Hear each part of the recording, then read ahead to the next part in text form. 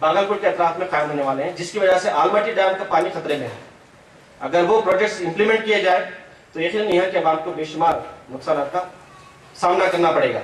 تو اسلام یہ کہتا ہے کہ اگر کوئی کام آپ کرتے ہیں تو یہ دیکھیے کہ فائدہ کیا ہے، نقصان کیا ہے۔ نقصان اگر ہے تو اس کو منیمائز کیجیے، کم سے کم کرنے کی کوشش کیجیے۔ پھر اسلامی اصول یہ بتاتا ہے کہ فائنانس کا فلو ہونا چاہیے، فائنینشیل فلو ہونا چاہیے۔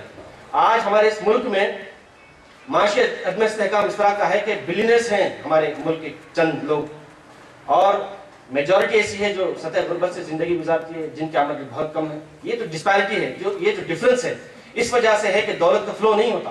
اسلام یہ کہتا ہے کہ دولت کا فلو ہونا چاہیے، زکوٰۃ کا نظم ہے، وراثت کا نظم ہے۔ یہ کیا ہے؟ یہ فائنینشیل فلو ہے۔ تُؤْخِذُ مِنْ أَغْنِيَائِهِمْ فَتُرَدُّ إِلَىٰ فُقَرَائِهِمْ، یہ اس کا اصول بتایا گیا کہ ہم تمہارے ساہوکار لوگوں سے لیں گے اور غربا میں تقسیم کریں گے۔ یہاں پروسیس الٹا ہے کہ غربا سے لیا جاتا ہے اور عمرہ کو اور امیر بنایا جاتا ہے۔ تو یہ جو اسلامی اصول ہیں ان کو گہرائی کے ساتھ سمجھ کر آج کے معاشرتی مسائل کو حل کرنے کی کوشش کرنی چاہیے۔ پھر ایک بات یہ بھی سیاست سے متعلق، سیاسی بدامنی کس طرح کی ہم اچھی طرح سے جانتے ہیں۔ بہت ساری مثالیں ہمارے اپنے سامنے آئی ہیں۔ ہمارے اپنے حکمرانوں کی بے حسی کا عالم یہ دیکھیے، ایک ویلفیئر اسٹیٹ کے حکمران ہوتے ہوئے بھی آج تک وہ یہ پتہ نہیں لگا سکے ہیں کہ سالانہ 60 سے 80 ہزار بچے اور خواتین لاپتہ ہو جاتے ہیں تو کیوں ہوتے ہیں، کہاں جاتے ہیں۔ ایک دو کی تعداد نہیں ہے، ایک دو کی بھی ہو تو بہت بڑی بات ہے۔ سطح غربت سے نیچے زندگی گزارنے والوں کی تعداد کروڑوں میں ہے، لیکن کسی کے کانوں پر جو نہیں رہتی، ہم جانتے ہیں اچھی طرح سے۔ تو ضرورت اس بات کی ہے کہ اسلام کا تصور سیاست واضح کیا جائے۔ ہم نے جو چھوٹا تجربہ کیا اس کے بڑے شاندار نتائج ہمارے اپنے سامنے آئے ہیں۔ اسلامی تعلیمات کو، اقدار کو جب ہم اس میدان میں اتر کر پیش کیے تو لوگوں نے بڑی ہی اچھے انداز سے استقبال کیا۔ ایک تاثر یہ آیا کہ جماعت اسلامی ہند نے الیکشن کو مسلمان بنا دیا۔ ایک صاحب نے یہ بتایا کہ اب آپ آ گئے ہیں تو اس میدان کی اصلاح ہوگی۔ غالباً یہ پہلا انتخاب ہے جو بغیر پیسوں کے، بغیر دھاندلی کے انجام دیا جا رہا ہے۔ چھوٹے سے تجربے میں یہ شاندار نتائج ہمارے اپنے سامنے آئے۔ دعوت کے مواقع ہم کو محسوس ہوئے۔ بہرحال اس پر ہم کو مزید غور کرنا ہے، اس کے خدشات بھی ہیں، بعض چیزیں نزاکت کی نوعیت کی بھی ہیں، ان پر ہم غور کریں۔ لیکن اصولاً بات یہ ہے کہ یہ میدان ایسا ہے کہ جہاں ہم ایونیوز کو ایکسپلور کر سکتے ہیں، مواقع کو حاصل کر سکتے ہیں۔ تو دین اسلام کی جو رہنمائی ہے اس سلسلے کی وہ پیش کی جائے۔ انتہائی حساس بناتا ہے اسلام ایک لیڈر، کلکم راعٍ وکلکم مسئول عن رعیتہ۔ حضرت عمر رضی اللہ عنہ کا ایک مختصر سا واقعہ جو ہے ہم سب جانتے ہیں، وہ ذہن میں تازہ کیجیے کہ یہ تصور ہے 80,000 مرد خواتین، بچے خواتین جو غائب ہوتے ہیں، کسی کے کانوں پر جو نہیں رینگتی۔ حضرت عمر رضی اللہ عنہ کا یہ معاملہ ہے کہ دریائے فرات کے کنارے اگر اونٹ کا بچہ مر جائے تو عمر کو اس کا جواب دینا پڑے گا۔ یہ احساس ذمہ داری، وعدہ کی پابندی، انسانوں کی ضرورتوں کو پورا کرنا، یہ تمام چیزیں جو اسلام بتاتا ہے اس کا بڑے ہی پرزور انداز سے ہم اس کی وضاحت کر سکتے ہیں۔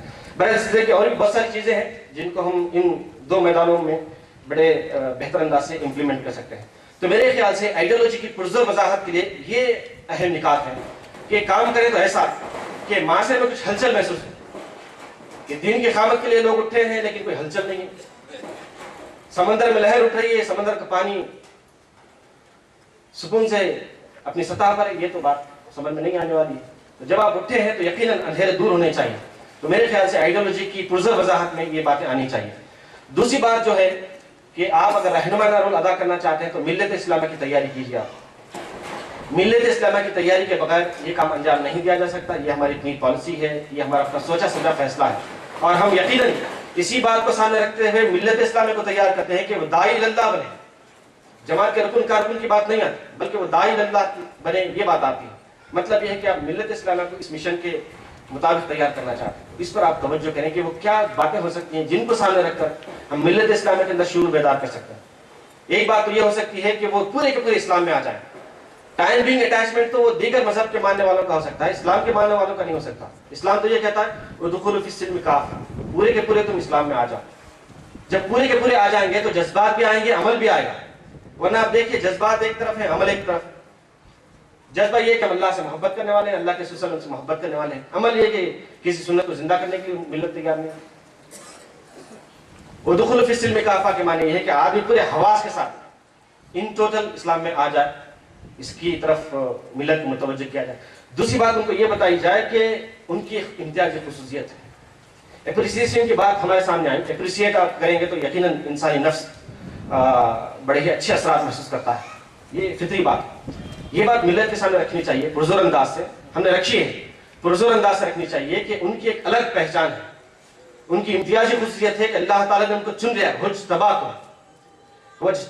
اللہ تعالیٰ نے ان کو چن لیا ہے. اللہ تعالیٰ نے ان کو خیر امت بنایا ہے, امت وسط بنایا ہے. اللہ تعالیٰ نے ان کو لتکونوا شہداء علی الناس, تمام انسانوں پر گواہ دینے والا بنایا ہے. حضرت محمد مصطفیٰ علیہ السلام کا جانشین بنایا. کتنی بڑی اعزاز کی بات ہے. تو ان نکات کے تحت ہم کو ملت میں شعور کی بیداری کی طرف توجہ کرنی چاہیے. ایسا شعور ان کا بیدار ہو کہ وہ ہمارے پاس آئیں اور ہم سب مل کر دین کی قامت کا کام انجام دیں. آخری بات یہ عرض کرنی ہے, ہمارے اپنے کاموں کے بغیر, ہماری اپنی سرگرمیوں کے بغیر یہ رہنمائانہ رول ممکن نہیں ہو سکتا. یہ تیسرا فرنٹ ہے کہ ہم اپنے کیڈر پر توجہ کریں, ارکان جماعت پر, کارکنان پر, ان کی صلاحیتوں کو نچوڑیں. ہم خود یہ دیکھتے ہیں کہ ہماری جو حیثیت ہے, بحیثیت امپلائی کی, بحیثیت گھر کے فرد کی, خاندان کے فرد کی, وہ سرگرمیاں اور تحریک فرد کی سرگرمیاں, ان میں بہت بڑا فرق نظر آتا ہے. کیا وجہ ہے اس کا؟ ہمیں تجزیہ کرنا چاہیے. ایک آدمی اپنے کاروبار میں بڑا ہوشیار ہے, لیکن وہ جماعت میں جب آتا ہے تو اس کی صلاحیتیں بالکل محدود ہو جاتی ہیں. تو میرے خیال سے تحریک اسلامی کے افراد کی شان ہونی چاہیے. 5 باتیں میں نے مختلف اوقات میں آپ کے سامنے رکھی, ان کا ذکر کرتے ہوئے میں اپنی گفتگو ختم کروں گا. ایک ہے کہ نسب العین کا شعور ہمارا گہرا سے گہرا ہوتا جانا چاہیے. جس کمپنی میں ہم ملازم ہیں اس کے رولز اینڈ ریگولیشنز کو ہم جانتے ہیں. جتنا سینئر ہوتا ہے اتنا ہی زیادہ اس کا ماہر ہوتا ہے. کیا وجہ ہے کہ ہم کئی سال گزارتے ہیں تحریک اسلامی میں, لیکن نسب العین کیا ہے, کس طرح سے اس کو حاصل کرنا چاہیے, اس کے لیے میرا اپنا ذاتی منصوبہ کیا ہو سکتا ہے, اس پر ہم بہت زیادہ توجہ نہیں دیتے. نسب العین کا شعور گہرا ہونا چاہیے, پختہ ہونا چاہیے, اور دن بدن اس میں ارتقا ہونا چاہیے. دوسری بات ہے اخلاقی برتری. اخلاقی برتری, آپ کی ایک الگ پہچان ہو کہ آپ جیسا آپ کا کارکن بننے کی کوشش کریں. کئی مقامات پر یہ بات آپ کے سامنے رکھی گئی کہ آپ کیا ایسے مقام پر ہیں جہاں کے 10% کارکنان, آپ کے اپنے افراد, آپ جیسے بننے کی تمنا رکھتے ہیں. الحمدللہ اچھی حالت بھی ہے ہماری اپنی, لیکن ہم کو اور زیادہ بہتری کی طرف توجہ کرنی چاہیے. اخلاقی برتری. تیسرا علمی برتری کی بات ہم نے کی تھی. یہ کام بغیر علمی برتری کے, فکری برتری کے ہم نہیں کر سکتے. معاشرے میں ہماری ایک الگ سی پہچان ہو کہ یقیناً جب یہ بات کرتے ہیں تو دلائل کی بنیاد پر بات کرتے ہیں, حقیقت کی بنا پر ان کی باتیں ہوتی ہیں, مبنی پر حقیقت ان کی باتیں ہوتی ہیں. یہ اسی وقت ہو سکتا ہے جبکہ آپ علم کو اپنے پیش نظر رکھیں. پھر چوتھی بات یہ بتائی گئی کہ آپ کا اپنا انفرادی کردار ہونا چاہیے. یہ آپ کا انفرادی منصوبہ آپ کے انفرادی کردار کو ظاہر کرتا ہے. آپ کا کمٹمنٹ کہ میں تحریک اسلامی کے لیے یہ کام کروں گا, میں دین کی اقامت کے لیے کام کروں گا. ہم طے کرتے ہیں کہ ہم اپنے بچوں کے لیے, اپنے گھر کے لیے کیا کریں. تحریک کے لیے بھی ہم طے کرتے ہیں کہ ہم تحریک کے لیے کام کریں گے. میرے اندر یہ صلاحیت ہے, میں یہ کام کر سکتا ہوں. انفرادی کردار. وَلْتَنْظُرْ نَفْسٌ مَا قَدَّمَتْ لِغَدٍ, یہ اصل میں آپ کو انفرادی کردار پر ابھارتا ہے کہ آپ کا اٹیچمنٹ اصل نہیں ہے, آپ کا عمل اصل ہے, آپ کا ایکشن اصل ہے. یہ دیکھیں کہ ہم کل کے لیے کیا کریں. اگر ابھی اللہ تعالیٰ ہم کو بلا لے, کیا ہم اس پوزیشن میں ہیں کہ اللہ تعالیٰ کی رضا کو حاصل کر سکیں, اللہ تعالیٰ کی خوشی کو, اس کی مرضی کو حاصل کر سکیں. تو اس کا بھی ہم کو جائزہ لینا چاہیے. آخری بات جو بتائی گئی وہ یہ کہ ہمارا اللہ رب العالمین سے تعلق بڑا ہی مضبوط اور گہرا ہے. یہ بھی بالکل فطری بات ہے کہ جب آپ راستے پر چلتے ہیں تو اپنی منزل سے قریب ہوتے ہیں. جیسے جیسے وقت گزرتا جاتا ہے آپ اپنی منزل سے قریب ہوتے ہیں. منزل سے قریب نہیں ہوئے تو مطلب یہ ہے کہ آپ اس راستے پر نہیں, کسی اور راستے پر ہیں. اللہ کے دین کے لیے ہم کام کرتے ہیں, اللہ تعالیٰ کی رضا کے لیے کام کرتے ہیں. اللہ سے اگر قریب نہ ہو دن بدن تو بات سوچنے کی. تو اللہ تعالیٰ سے تعلق مضبوط ہو, اس کے معنی یہی ہے کہ ہم جائزہ لے کر دیکھیں کہ ہم کیا کام کرتے ہیں. رسول اکرم علیہ السلام کا اس ہمارے سامنے آتا ہے کہ آپ علیہ السلام جب آرام فرماتے ہیں رات میں تو دعا کرتے ہیں اللہ کی. کئی دعائیں آتی ہیں. ایک دعا یہ ہے کہ میں اللہ تیری طرف اپنا چہرہ کرتا ہوں. وَفَوَّضْتُ أَمْرِي إِلَيْكَ, میں اپنے معاملہ تیرے سپرد کر دیتا ہوں. میں نے جو کچھ کرنا تھا کیا, جیسا کچھ بھی یہ معاملہ ہے وہ تیرے سپرد ہے, میں تیرے سپرد کرتا ہوں. آپ علیہ السلام آرام فرماتے. پھر صبح دوسرے دن تازہ دم ہو کر اللہ کی راہ میں مصروف ہوتے, بندگان خدا کو آگ سے بچانے کی کوشش کرتے. تو اللہ رب العالمین سے تعلق کو ناپنے کا پیمانہ مختلف انداز سے ہمارے سامنے آتا ہے. اس پر ہم کو توجہ کرنی چاہیے. تحریک اسلامی کا رہنمائانہ رول,